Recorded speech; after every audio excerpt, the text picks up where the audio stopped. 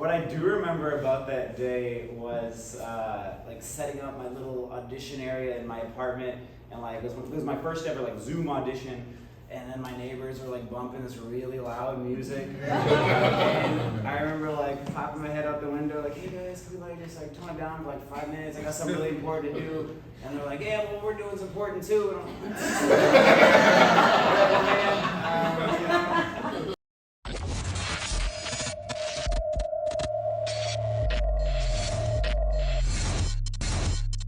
Of nominations and awards it's received, including the SAG Award for Best Actor that was recently awarded to Jeremy Allen White.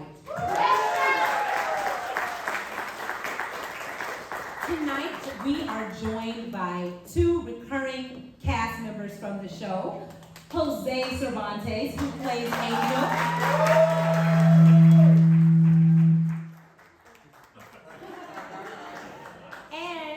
Richard Asteris, who plays Manny. We are also joined by Mickey Pascal and Jennifer Wendy from PR Casting. And we've got AJ and Caitlin in the house from PR as well. And of course, our local union family. So thank you all for joining us. So, let's get started.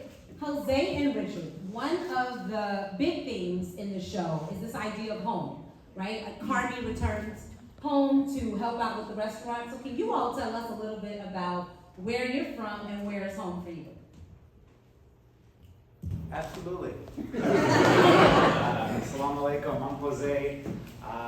Home for me is a place called Rock Falls, Illinois. It's a tiny little town, almost in Iowa, population of like 6,000, so if anyone's heard of it, I'd be very impressed. But I've been in Chicago here for like 11 years now, which is longer than I've lived anywhere else, so I claim Chicago as home.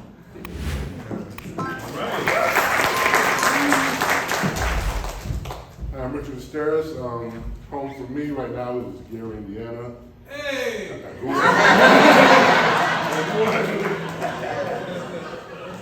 I grew up out there, left for a while, came back, and there right now.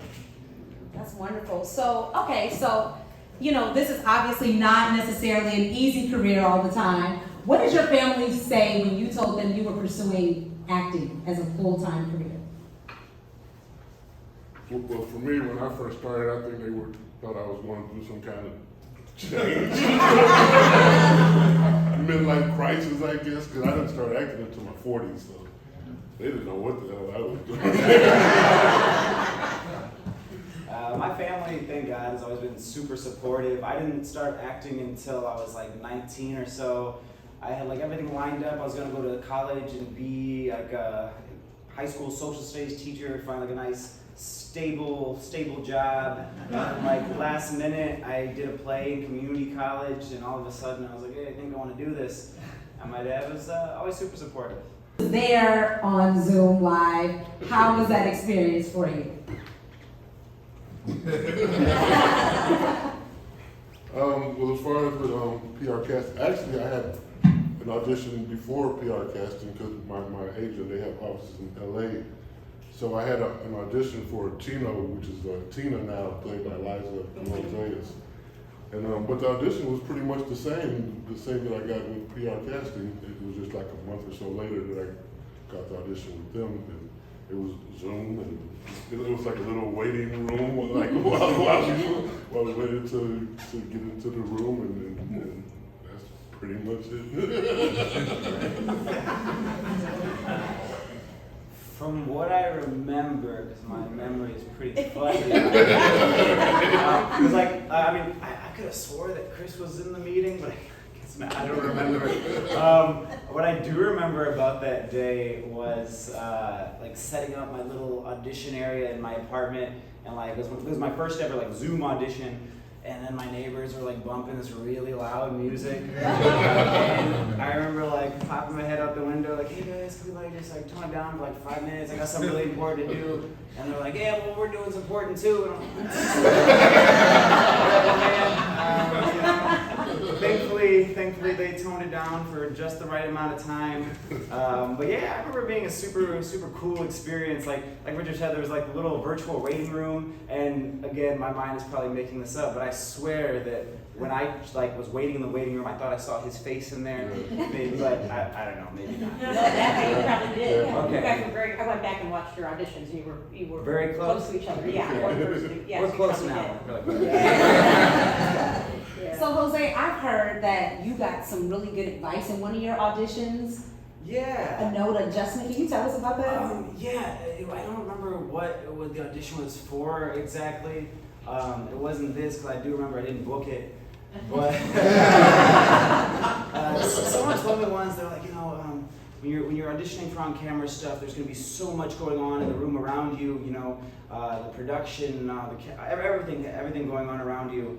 And they're like, they said to just imagine that it's you and your scene partner in the room. That's it. That's all.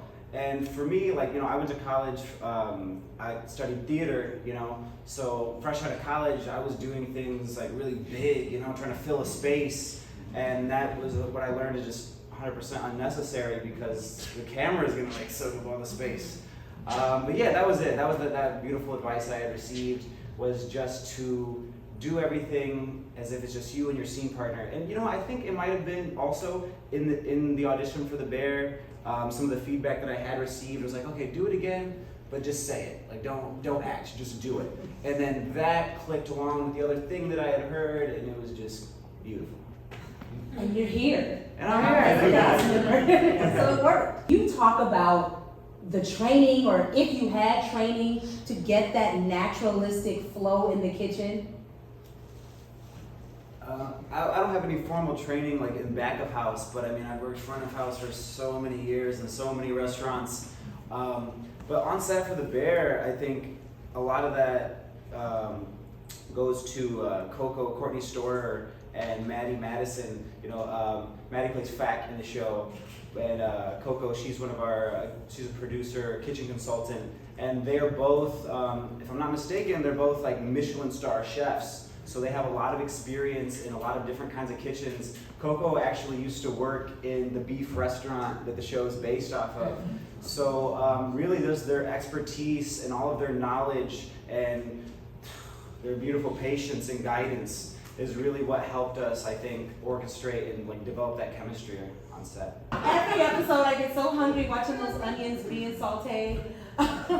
So, you all have those family dinner scenes where everyone gets together to share a meal. Tell us about that. Are you all actually eating that food? Is it good, or is it like ketchup on pasta? We want the details. We ate that food and it was great. that spaghetti in that last episode was so delicious. Oh, and I had seconds. It looks like it. It was. Yeah, it is. It's great. Courtney and Maddie, they team up in the kitchen, which being Baby Huey to all of this, the fact that the burners and everything in the kitchen actually worked and they could make full meals on them, blew my whole mind. Yeah, great food. Yeah, that's what we really wanted to know. So, Richard, Mother's Day is coming up on Sunday, and you did this incredible segment with your mom that I was able to check out on YouTube. Right. Can you tell us about that? How did that come to be, and what was it like, cooking with your mom? It was a fun experience. They called my agent, and my agent contacted me that they wanted me to do something for Hispanic and Latin American History Month. And I was down with it, and then they asked me about doing a little cooking thing for the video. And I was like, well, I'm not much of a cook myself.